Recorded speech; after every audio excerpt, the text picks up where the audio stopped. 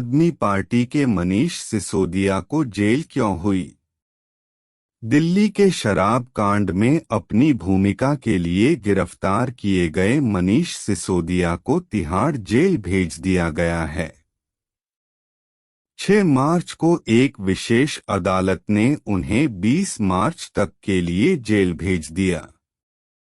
इससे पहले 4 मार्च को दिल्ली की अदालत ने सिसोदिया की हिरासत 2 दिनों के लिए बढ़ा दी थी।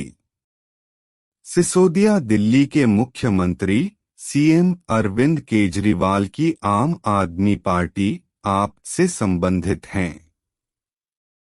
इस बीच खबर है कि सिसोदिया से प्रवर्तन निदेशालय ईडी आज 7 मार्च जेल में पूछताछ करेगा।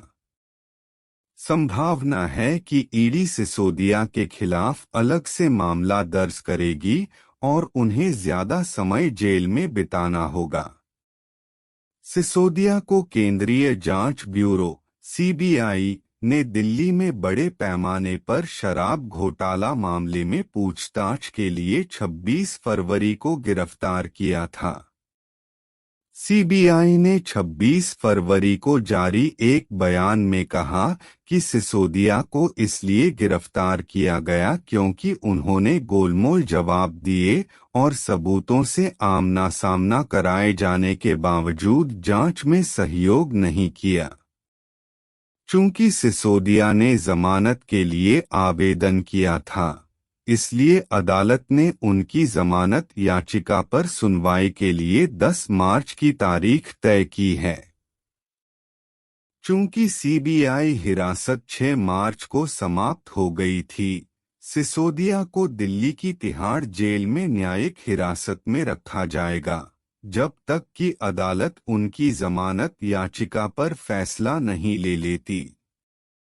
रिपोर्टों से पता चलता है कि सिसोदिया को 27 फरवरी को एक अदालत में पेश किया गया था और अदालत ने उनसे आगे की पूछताछ के लिए सीबीआई को 5 दिन की हिरासत दी थी ताकि आपराधिक नेटवर्क में अन्य अपराधियों को भी पकड़ा जा सके, दोषी ठहराया जा सके और जेल भेजा जा सके।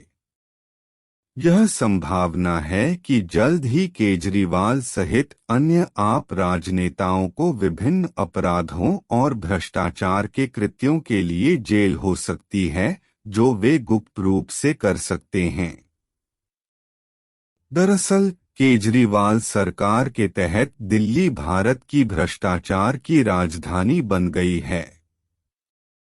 इसी तरह पंजाब में सीएम भगवंत मान के नेतृत्व में आप नेताओं को गिरफ्तार किया जा सकता है और जेल भेजा जा सकता है, क्योंकि सिसोदिया की संदिग्ध दिल्ली शराब नीति पंजाब में भी लागू की जा रही है।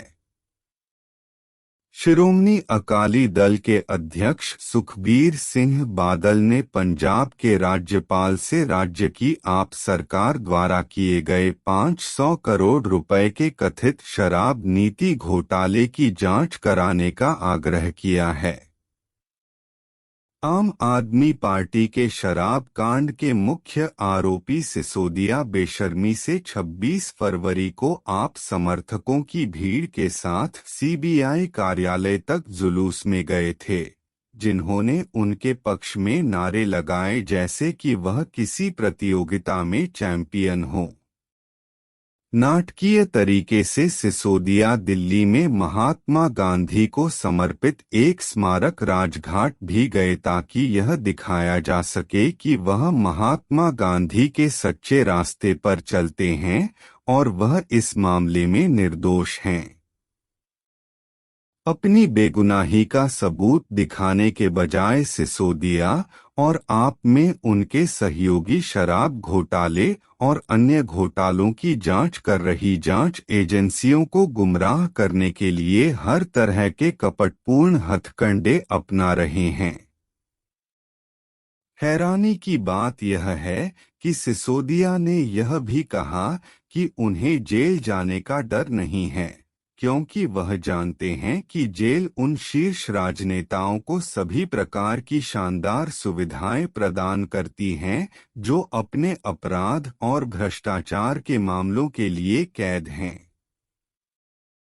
जेल में बंद आपके एक अन्य नेता सत्येंद्र जैन जेल की कोठरी के अंदर पूरे शरीर की मालिश सहित वीआईपी सुविधाओं का आनंद ले रहे हैं। जैन को धनशोधन के एक गंभीर मामले में कथित संलिप्तता के लिए पिछले साल जेल भेजा गया था। जाहिर है सिसोदिया जेल जाने से नहीं डरते क्योंकि जेल आप नेताओं के लिए एक तरह का पिकनिक स्पॉट है। इस बात की भी संभावना है कि रात में जब अन्य कैदी अपनी कोठरियों के अंदर बंद होते हैं, भ्रष्ट राजनेताओं को भ्रष्ट जेल अधिकारियों द्वारा रिहा कर दिया जाता है ताकि वे नाइट लाइफ का आनंद ले सकें और कुछ घंटों के बाद वापस जेल आ सकें। वास्तव में भ्रष्ट राजनेताओं और नौकरशाहों के लिए पारंपरिक कारावास सही सजा नहीं है। इसके बजाय उन्हें ग्वांतानामो बे डिटेंशन कैंप जैसी जेल में कैद किया जाना चाहिए, जो एक अमेरिकी सैन्य जेल है जो कैदियों के साथ कठोर व्यवहार के लिए जाना जाता है। पहले हिंदी में लिखे ट्वीट में सिसोदिया ने 18 फरवरी को कहा था कि सीबीआई ने उन्हें पूछताछ के लिए तलब किया है। बिना किसी सबूत के उन्होंने अपने ट्वीट में कहा कि कानून प्रवर्तन एजेंसियां उनके गलत काम का कोई सबूत खोजने में विफल रहीं और उन्हें स्कूलों में शिक्षा प्रदान करने से रोका जा रहा है। सिसोदिया, जो केजरीवाल सरकार में शिक्षा मंत्री थे, स्कूली शिक्षा के पीछे छिपने की कोशिश कर रहे हैं, जो दिल्ली में इतनी बुरी है कि छात्र स्कूलों में कुछ भी सीखने में विफल रहते हैं जो उनके करियर में मदद कर सकता है। सिसोदिया ने लाखों छात्रों के करियर को बर्बाद कर दिया है क्योंकि वह स्कूलों में गुणवत्तापूर्ण शिक्षा प्रदान करने में विफल रहे हैं। इसी से जुड़े घटनाक्रम में सिसोदिया और जैन, जो दोनों केजरीवाल सरकार में मंत्री थे, उन्होंने 28 फरवरी को अपने पदों से इस्तीफा दे दिया था और केजरीवाल ने उनके इस्तीफे स्वीकार कर लिए थे। अब शराब घोटाले के बारे में सच बताने के बजाय सिसोदिया शरारतपूर्ण तरीके से इस विषय को स्कूली शिक्षा पर ले जा रहे हैं, हालांकि वह शराब घोटाले में मुख्य आरोपी हैं। जैसा कि आम आदमी पार्टी के अधिकांश राजनेता धोखेबाज हैं, रिपोर्टों से पता चलता है कि जांच एजेंसियों की आंखों में धूल झोंकने के लिए वे स्कूली बच्चों का शोषण कर रहे हैं, जिन्हें शराब घोटाले के आरोपी मनीष सिसोदिया के पक्ष में प्रदर्शन करने के लिए मजबूर किया जा रहा है। सिसोदिया की रिहाई की मांग को लेकर आपके सहयोगियों द्वारा इन मासूम बच्चों को कथित तौर पर वीडियो में आने के लिए मजबूर किया जा रहा है। इससे पहले प्रवर्तन निदेशालय (ईडी), जो गंभीर वित्तीय अपराध के मामलों की जांच करता है, ने खुलासा किया था कि दिल्ली के शराब घोटाले में कथित रूप से शामिल 30 से अधिक व्यक्तियों द्वारा 140 मोबाइल फोन बदले गए थे। ईडी ने पिछले साल नवंबर में धन शोधन रोकथाम अधिनियम (पीएमएलए) की विशेष अदालत में दावा किया था कि सिसोदिया और आबकारी बटा शराब घोटाले में शामिल अन्य लोगों ने संबंधित अवधि के दौरान डिजिटल साक्ष्य नष्ट करने के इरादे से कुल 140 फोन बदले हैं। इन फोन की कीमत 1.20 करोड़ रुपए आंकी गई है। सिसोदिया कानूनी शिकंजे से बचने के लिए अक्सर झूठ बोलते रहे हैं। इस मामले में पिछले साल 17 अक्टूबर को सीबीआई की सुनवाई में भाग लेने के बाद सिसोदिया ने बिना किसी सबूत के दावा किया था कि सीबीआई ने उन्हें आप छोड़ने और भारतीय जनता पार्टी भाजपा में शामिल होने के लिए कहा था, जो उन्हें दिल्ली का मुख्यमंत्री बनाएगी। सिसोदिया ने यह भी कहा कि सीबीआई ने स्वीकार किया है कि उनके खिलाफ कोई मामला नहीं है, लेकिन उन्हें उनके सहयोगी सत्येंद्र जैन की तरह परेशान किया जा रहा है, जो मनी लॉन्ड्रिंग के एक मामले में पिछले कई महीनों से जेल में हैं। लेकिन 17 अक्टूबर को जारी एक बयान में सीबीआई ने सिसोदिया के सभी दावों का खंडन किया और कहा कि सिसोदिया से एफआईआर, प्रथम सूचना रिपोर्ट में आरोपों और जांच के दौरान अब तक एकत्र किए गए सबूतों पर सख्ती से पूछताछ की गई थी। सीबीआई ने कहा कि सिसोदिया के बयान की उचित समय पर पुष्टि की जाएगी और जांच की आवश्यकताओं के अनुसार आगे की कार्रवाई की जाएगी। सिसोदिया के आवास पर 19 अगस्त को सीबीआई के छापों के बाद वह और उनके आप सहयोगी शराब माफिया मिलीभगत मामले में उन्हें बचाने के उद्देश्य से खुलेआम झूठ बोल रहे हैं।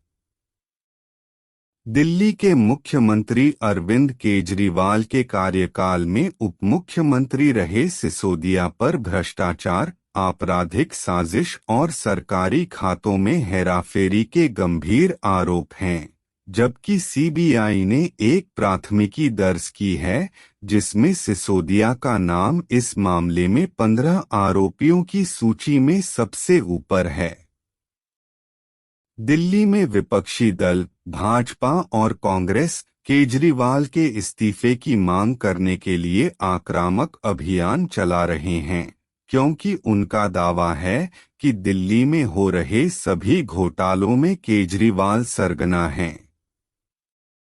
जुलाई 2022 में उपराज्यपाल एलजी विनय सक्सेना, जो दिल्ली के प्रशासनिक प्रमुख हैं, ने सीबीआई से शराब माफिया के साथ सिसोदिया के गुप्त संबंधों की जांच करने के लिए कहा था, जिसके कारण शहर में शराब की दुकानों के लाइसेंस की बिक्री में बड़े पैमाने पर भ्रष्टाचार हुआ था। द न्यू इंडियन एक्सप्रेस में 22 अगस्त को प्रकाशित एक लेख में मामले के विभिन्न पहलुओं के साथ साथ उन आरोपियों के नामों का विवरण दिया गया है जिन्होंने सैकड़ों करोड़ रुपए के अनुमानित भ्रष्टाचार में शामिल आपराधिक शराब नेटवर्क को चलाने के लिए सिसोदिया के साथ कथित तौर पर मिलीभगत की थी।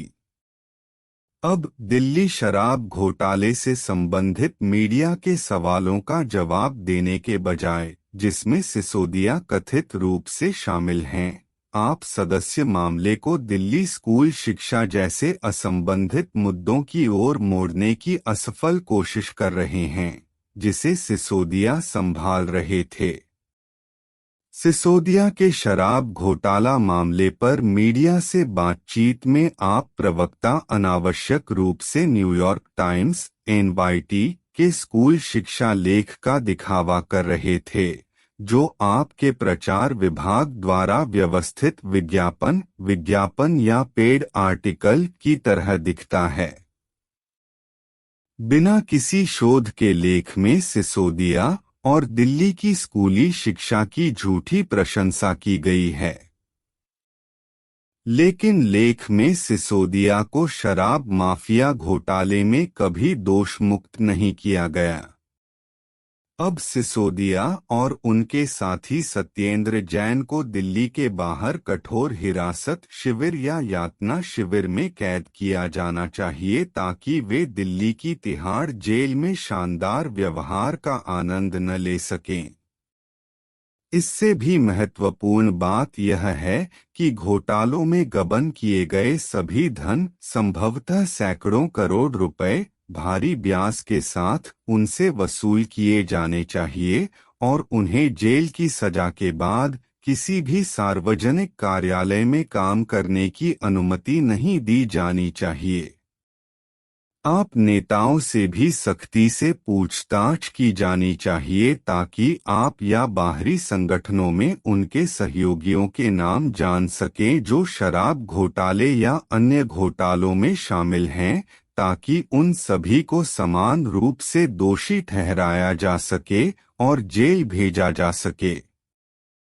इस कहानी की पटकथा और निर्माण राकेश रमन ने किया है, जो एक राष्ट्रीय पुरस्कार विजेता पत्रकार और मानवतावादी संगठन RMN फाउंडेशन के संस्थापक हैं।